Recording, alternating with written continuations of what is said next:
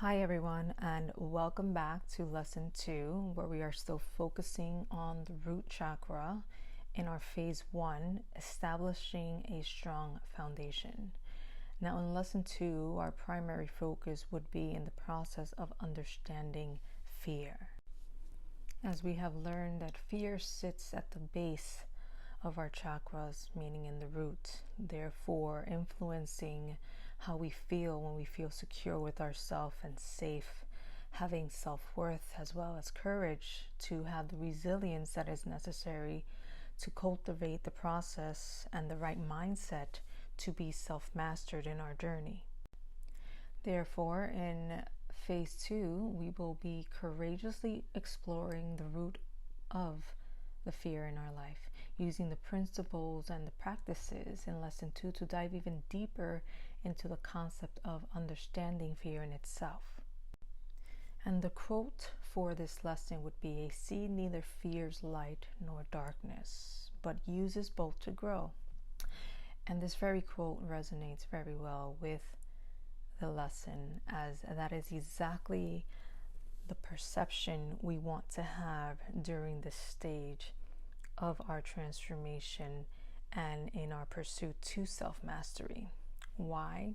Because just like a seed, when planted in the darkness of soil, even though the soil creates the darkness so that the seed can grow in it, the seed is in that darkness to cultivate the nutrition and the elements that would be necessary for that seed to, before growing, opening within itself, so that in its growth it cracks its shell, so that in the cracking it expands, and as it expands it nurtures itself through the soil as it plants itself by anchoring its own roots into that darkness without really knowing where and what is within the darkness, but knowing that it is expanding more of itself as it anchors itself in it, right?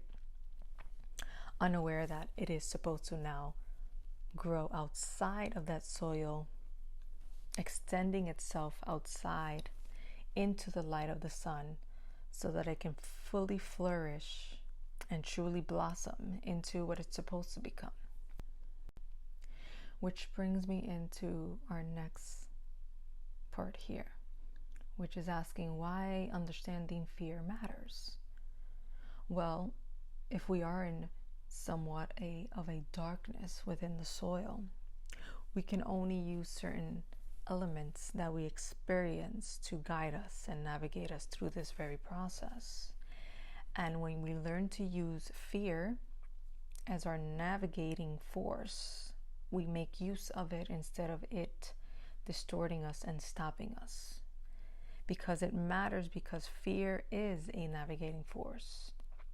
And as I'm going to read here, a powerful and primal emotion that has shaped human behavior for centuries. It can be a driving force, but it can also hold us back from reaching our full potential. In this lesson, we'll explore how fear is a compass that points us towards personal transformation, not as an obstacle, but as a guide.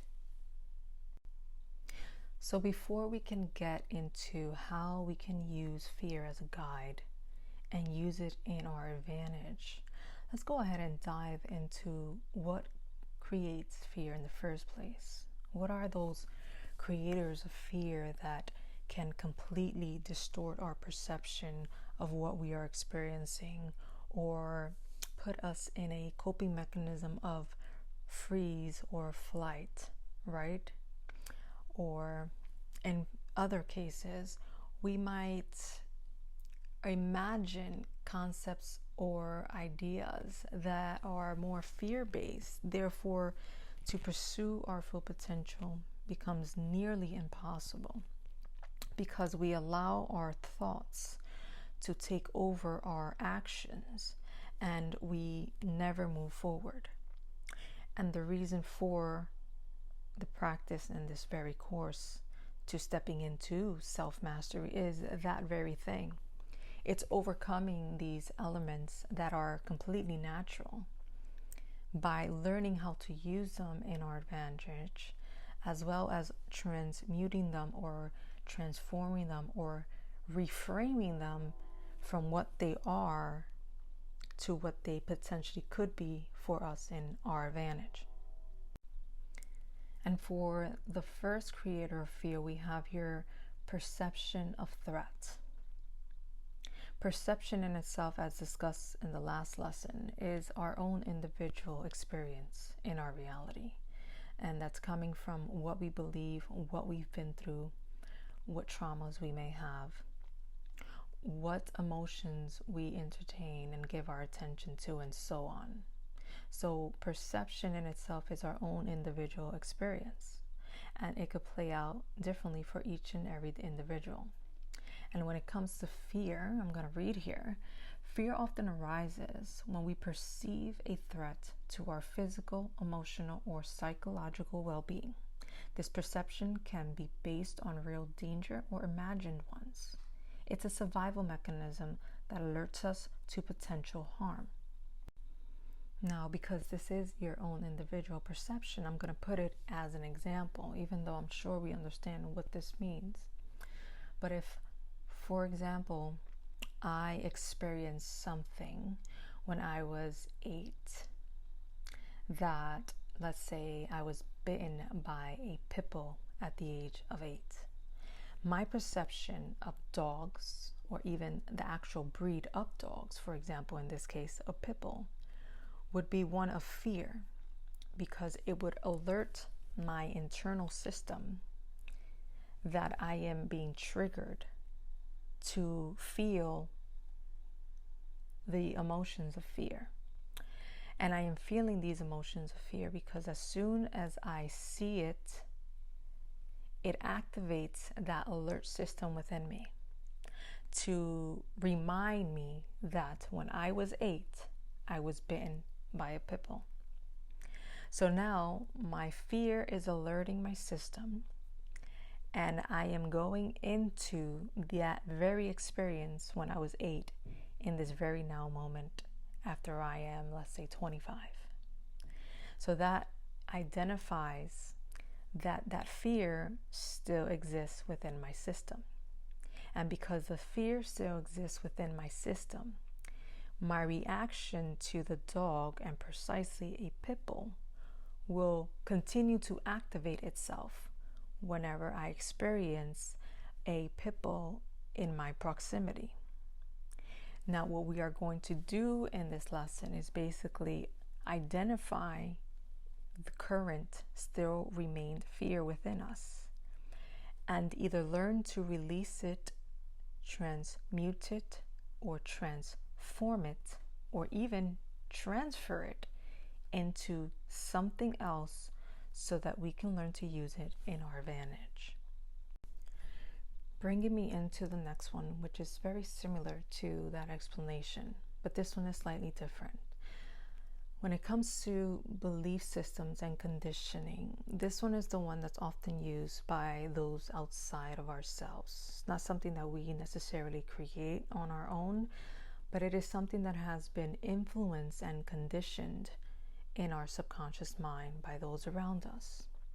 So I'm going to go ahead and read what I have here. This description is: if we've been repeatedly told that something is dangerous or negative, our subconscious mind can create fear around it, even if it's not inherently threatening.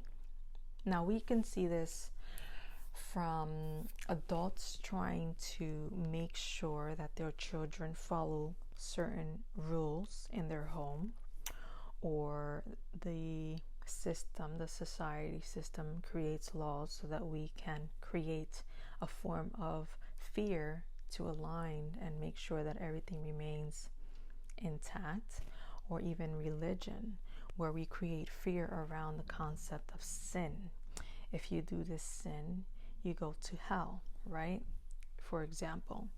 So belief systems and conditioning, it's something that we are receiving from our external world, and it is constantly subconsciously influencing us, therefore programming our subconscious mind to believe something that maybe in fact may not even be truth. But because it is inflicting the energy of fear, one is likely to be handled by that energy, because most people fear the unknown and the uncertain. So instead of discovering it for themselves, they rather remain with the structure of these belief systems and conditioning to play it safe, let's say. So when you're living in the energy of fear, you are technically restricting yourself by accepting that to be truth. And you do have the free will to decide if you do want to accept that as true or false. If you haven't discovered it for yourself or have gotten the facts with proof and so on, you are literally blindly believing something that may or may not be true, which we all have in our lifetime, because this is how our society functions. Introduce the energy of fear, and people are more prone to follow your rules. Therefore, you have authority over them and control, because if they respect you or if they fear you, they will listen. And once you have the eye to see, you will quickly realize who has influence by fear and who has influence by respect, who has influence introducing fear and who has influence by introducing power. So there's always two sides of the spectrum, and where you reside in your experience is practically based on this very choice when it comes to our own belief systems and conditioning that we are accepting as our truth, therefore it being projected in our reality as being so. Now for the next creator of fear, we have here uncertainty and lack of control. The unknown can be intimidating, and when we can't predict or influence the outcome, fear can take hold. Now, this can be seen when we can't understand or even perceive new information or something that is completely unseen to our sense of awareness or our own senses of being human. And instead of perceiving it as maybe something great or good or so on, because we can't see it and because we don't know what it is, we get intimidated by simply not knowing and feeling like we have no control of what the outcome could be, because we can't control it. And we can't control it because we really don't know what it is, and we can't influence it, right? So people that want to control things so that they can remain in control of everything, you will see how this fear dictates how they act upon their interactions with others as well as in their own life. They might seem like those that are control freaks or want to manipulate others so that they remain in charge, because they fear not having control, because they themselves feel out of control when they can't control their external experience. And that is why those very individuals, for example, that I'm using here, are never living in the energy of acceptance and just flowing with the course of life, with the faith that they will have what it takes to overcome those challenges in life. They would rather attempt to control everything so that they can give themselves that lack of security that they actually feel within themselves. As for our last one is past traumatic experience. Previous traumatic experiences can create deep-seated fears. When we've encountered a situation that causes emotional or physical harm in the past, our mind may associate similar circumstances with fear to protect us from potential harm in the future. So this can work in our advantage as well as our disadvantage. For example, if I am a child and I decided to be enticed by the candle that is on the table, and I decide to touch the fire, that is the flame in the candle, I will quickly realize that that very flame is indeed something more powerful than I assumed it to be, because I have gotten burned. So this traumatic experience, even though it was only a slight moment, will remind me in my subconscious mind to be aware and cautious when encountering such flames, whether small or, big ones. We now understand the concept that fire can actually burn us if we are not aware to be cautious with it. Now, this can also be a deep-seated fear that may come from a very traumatic trauma that we maybe experienced as a child.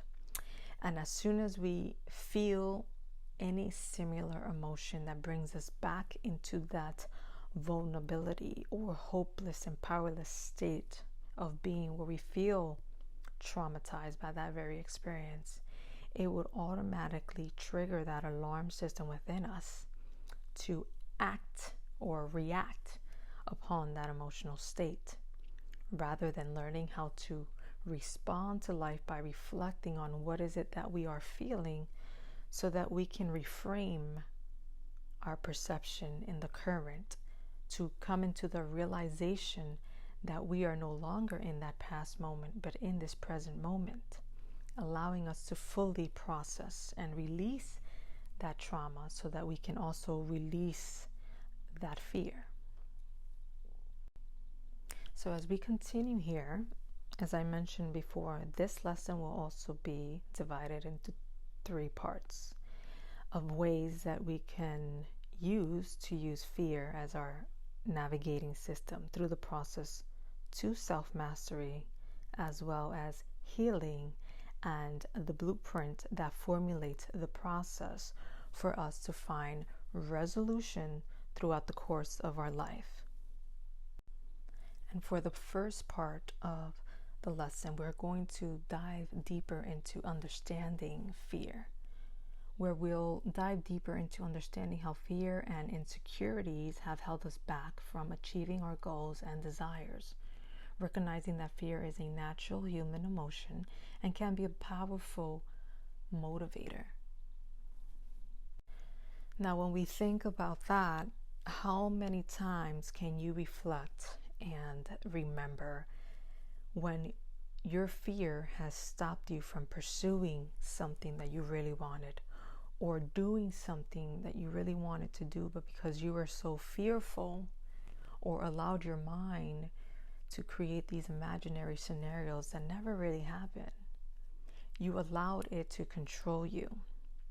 You see, this is why the more familiar we become with fear and what it is and how it processes within us, the easier it becomes to overcome it and conquer it, and even use it for our advantage, which is how we're going to be learning how to self-master ourselves through the process of overcoming it. As fear is only a navigating system alerting us about where is it that we still have to process something or work on something or heal something within ourselves. Which brings me into the next part of the lesson, which is embracing security. You'll learn how to create a sense of security within yourself, even in the face of uncertainty. Security isn't about external factors, but an internal belief in your ability to handle challenges. So imagine a scenario where once upon a time, this very same thing would have occurred and you would have frozen, never pursuing it, never moving forward, because you feared the uncertainty of that outcome. You feared rejection. You feared not being good enough. You feared not knowing enough. So you just didn't do it instead of taking that chance. So what I want you to do right now is imagine a scenario where the same thing could happen, but instead of you allowing that very fear to stop you, you believe in yourself to have what it takes to overcome whatever it is, the outcome. And that is a belief system that only you can create for yourself. I can only guide you through the process, but it really truly takes you to believe in your own ability to overcome anything. Because if you are living and experiencing life in itself, that means you are more than capable of overcoming all obstacles if you simply learn to not only believe in yourself, but trust that you have what it takes to do so. And that very trust in self will lead you to the next part of the lesson, which is boosting self-esteem. Because insecurity often stems from low self-esteem. And in phase 2, we will guide you through the exercises to boost your self-worth, allowing you to confront your fears with confidence. Because once you start taking that risk, once you start pursuing what you want, once you start moving forward, once you just take that first step to believe in yourself so that you can actually overcome your own limitations, your own fears, you start building confidence and believing in yourself each and every time you do so. Because it's not going to happen overnight, but one step at a time, even daily, with small little subtle things, creates the reputation for yourself to believe in yourself. That when you say, I'm going to read, let's say, 5 pages in a book each and every day, and you do it, you will start believing in your own word. Therefore, you start trusting yourself. And when you start trusting yourself, you start believing in yourself, because you realize that you have the pattern of when you say something, it's going to get done. Therefore, the last thing in your mind is going to be the fear of it, because you are now molding the foundation of your mind to believing in yourself. When you change the way you speak to yourself, you start seeing the world around you differently. Because now, instead of looking at what to be fearful of, you start looking for all the opportunities where you can overcome that very fear. And that can look anything like you were told that you couldn't go to a neighborhood and it's a bad place and it's a bad area, you shouldn't go there, it's unsafe. And then you challenge yourself with saying, you know what, it can't be that bad. I'll take a risk, I'll take a chance and see what happens. And in fact, nothing might happen, because it's not likely that every single day something would happen, right? But if you take that chance and you explore something that you were told not to explore, you will quickly realize through your own personal experience, through the lens of your own perception, that it is not as bad as you were told it to be, because you have experienced it for yourself. And then when you start experiencing things for yourself, instead of being influenced by others, you start trusting your own opinion. You start trusting your own intuition. You start trusting yourself overall, enough that when you realize that when you make your own choices and things work out just fine, that boost of confidence will come to be inevitably, because you are doing the work to do that for yourself.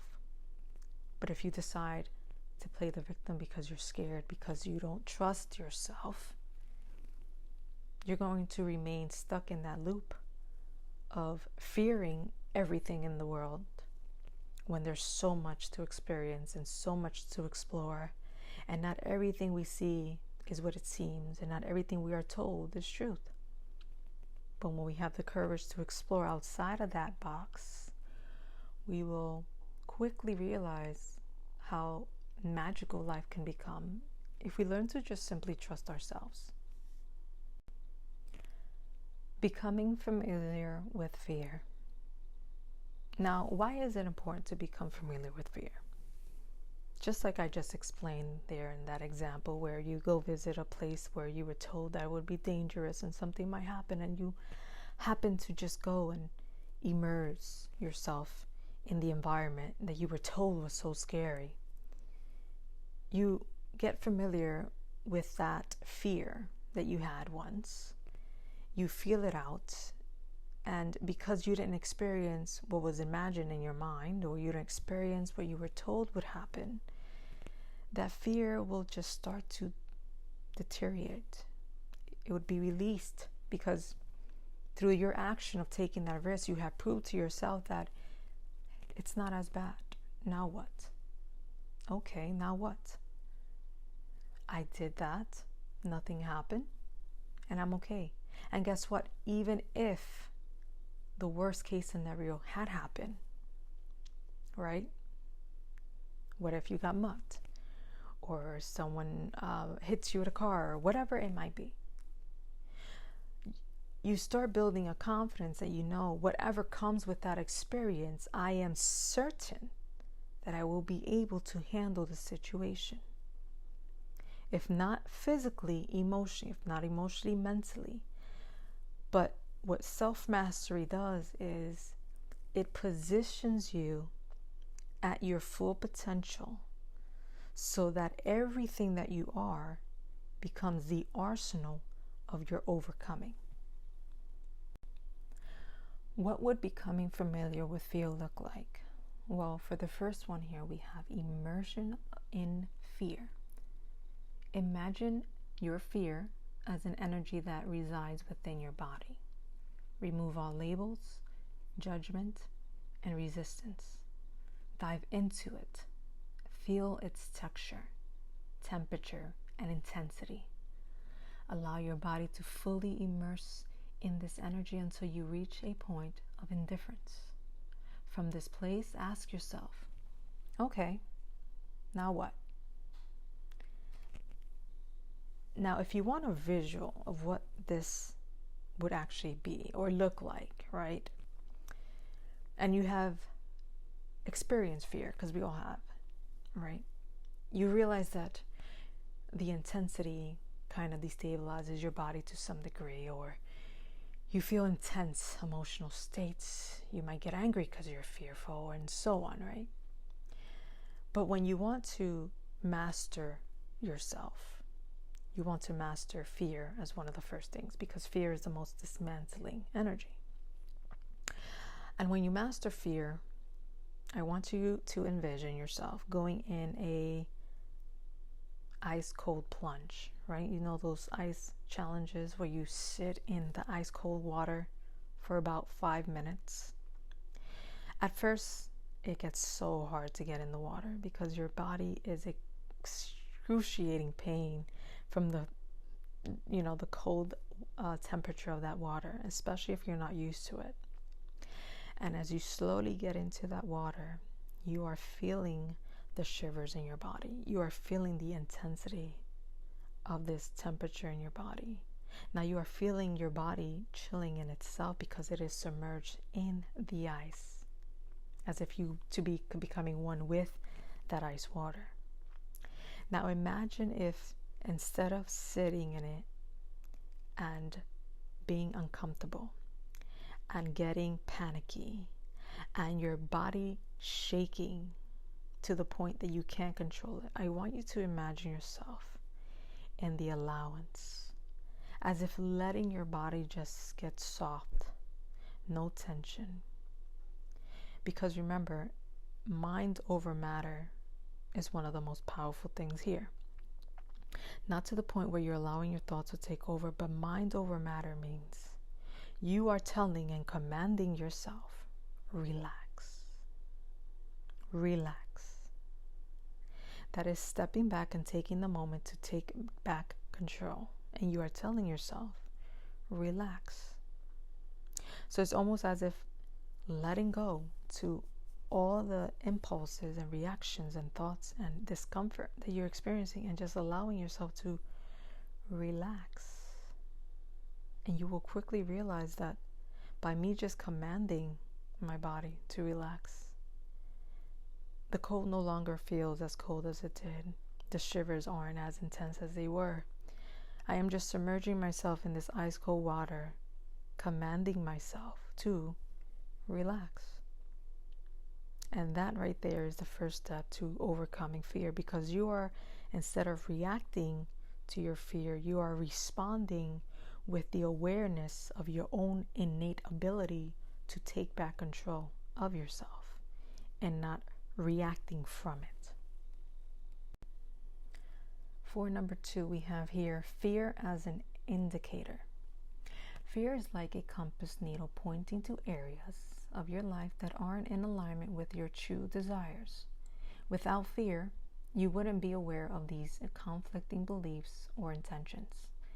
It's your inner GPS system alerting you that to areas that need your attention. So the same way that we want to take control of our fear when emerging in the water, for example, so that we can go into the state of indifference and end that experience with, okay, now what? By using fear as your indicator, you're kind of going the opposite way. Here, what you're doing is you want to pay attention to what is triggering that fear, what is causing that instant discomfort, or sometimes you don't even know what's causing it. Sometimes it's just this anxiety or this energy that you feel roaming around that is alerting your field, your energetic field of something. Just like animals can sense changes in the environment, and all of a sudden, because we are all connected, you see these animals that are very in tune with their innate primal state of being, that when they fear that fear, they know to move to a certain side of the environment because they sense that something is about to occur here. Now, when you become aware of your intuition and you trust what is your natural navigating system and your own internal guidance, these moments of fear are in fact navigations for you to know how to move and how not to move. You learn to listen to what is being told, right? Without the words, exactly.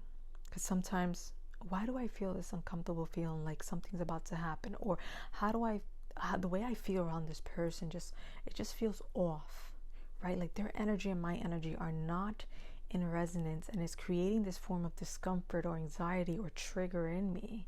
I'm not certain why, but I'm just going to trust that slight fear that is being triggered within me, because I'm sure there's a reason behind it, right? And that's when we learn to trust ourselves and believe in that innate indicator. Life goes a lot smoother.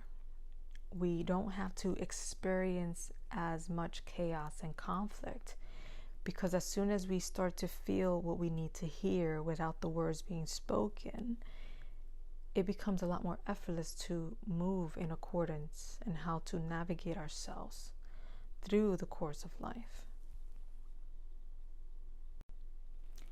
Bringing me into the third one, fear as a course corrector. Fear can also be a signal that you're heading in the wrong direction, whether it's a certain action, person, or plan that doesn't align with your true self. When fear arises, it's a request for change. Now, this is something that I am grateful that I have always followed. I don't know how, I still can't explain how I always knew when to get out, when to leave, because always something would occur after. Because this very fear, instead of thinking that I was overreacting, instead of assuming that it was just my fear making imaginary things in my head, sometimes that can be the case. But if you have already built the self-awareness that is needed to trust yourself, and have built enough confidence in your own moves and practices and throughout the course of your life without mistake, it becomes easier to trust yourself when these moments come about, where you say, I'm here right now, but this weird feeling, this fear, this gut feeling is bothering me. It's almost like a fear state. I don't know what it is, but it's like a fear, but I don't know what I'm scared of, and so on, right? And then I act according to that. I don't react. I don't, I don't get chaotic. I don't scream. I quietly remove myself. Because sometimes I don't need to find out all the time what occurred. Sometimes just listening to that very sign, that very signal, I correct my own course because I trust myself that much. And I have saved myself so much time, so much headache, so much heartache, so much unnecessary experiences that might have occurred if I did not do that. Some people don't even follow this indicator because they fear that, oh, I'm going to look so crazy just getting up and leaving, right? To then later find out that, oh, that was the feeling I was getting. I knew I should have left when I should have left, but here I am now because I was afraid of what others would think of me taking care of myself and protecting myself and my energy and my mind and my thoughts and all that. You see, this is where we have to start putting our efforts into first taking care of ourselves so that we can provide and give and love and give from a full cup rather than a fearful and insecure one. Because if we want to help people but we're not helping ourselves, how can we really help anyone if we haven't done the work? If we want to love people but we can't love ourselves, how can we really love anyone? If we want to care for someone but we can't care for ourselves, how can we do that if we have yet to do that for ourselves? Because when we learn to do that for ourselves, all of that other stuff just comes naturally. You can go through any course in life, go through all the tragedies, all the experience, all the heartache, all everything, but because you trust your ability to overcome all of it, it's going to be as if you went through nothing at all, because you have overcame the obstacles and use these very obstacles for your advantage, which is what we're learning throughout this course. Nothing in our experience of life will ever go to waste when we learn how to transmute it into our advantage. As for in this next part, we're going to be looking at the benefits of embracing fear, because we want to see how can I use this emotional state of fear in my advantage, being that I already know what I can do with that very fear that I'm experiencing.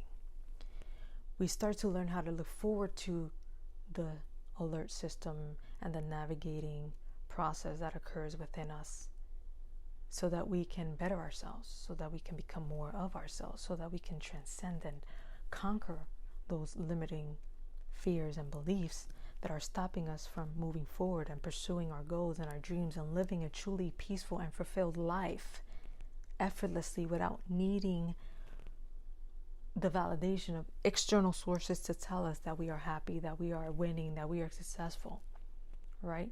Because we are removing all the barriers, all the insecurities and so on that are needing that, because we are learning how to give it to ourselves. So when you learn to give it to ourselves, it is being solidified into the foundation of yourself. It is not a facade. It is not an act. It is not a mask. That's costume play. Well, what I'm teaching you here is not costume play. This is getting to the foundation, into the core of your true essence, of who you truly are, so that when you resonate your signature energy, it is the signature of who you are becoming and not the facade of what you want to be seen as. You see, there's two different things. There's the facade of what you want to be perceived as, which is not really you. And if you have the eye to see, you're going to see right through it. And then there's the actual true factor of who you're becoming in your solidified version of self as you do the work to heal and overcome and transcend all those limiting and disempowering beliefs. So for the first one of the benefits of embracing fear is empowerment. Because empowerment, your energy changes completely when you become empowered, right? You act different, you feel different, you enter a room, it is felt without even being spoken. empowerment. You are in the power, right, of yourself. So, understanding fear empowers you to transform it into a guiding force for your personal growth. An example of this would be if you fear public speaking, it's an indicator that there's a belief or self-perception that needs to be aligned with your goal of becoming a confident communicator. You see, sometimes we fear speaking because we fear that we're going to be criticized, or we fear that we might make a mistake, or we fear that we might not do it right, or we fear that we might freeze and not see anything at all. These are all the scenarios that our mind wants to tell us, right? But when we learn to use that very fear to sit in it, become aware of it. Interesting. Fear of speaking. That's one to become aware of. That's interesting. Now, why am I afraid to speak in public? Why would that be? And then you start getting the why, because you want to keep asking yourself the why behind it, so that you can get into the root of what is it that I'm telling myself? What is it that I'm believing of myself or the situation? What self-perception do I have of myself or that experience? These are all things that you want to question so that you could become aware of. And by doing so, you're using that fear to embrace the moment that you have become aware that you have such fear. And by becoming aware of that fear, you can do the work to transcend it. You can do the work to transform it, transfer it, or completely transmute it so that you can release of it altogether. The next one we have here is self-discovery. As you become familiar with your fears, you'll uncover deeper aspects of yourself, gaining insight into your belief system and desires. Example, asking yourself if such fear comes from you or a conditioned belief. Bringing me into the same concept. It's about reflecting and asking yourself the right questions so that you can discover where is this fear coming from and how can I reframe it so that I can see it in a new lens, in a new perception, so that it benefits me instead of it putting me in a disadvantage.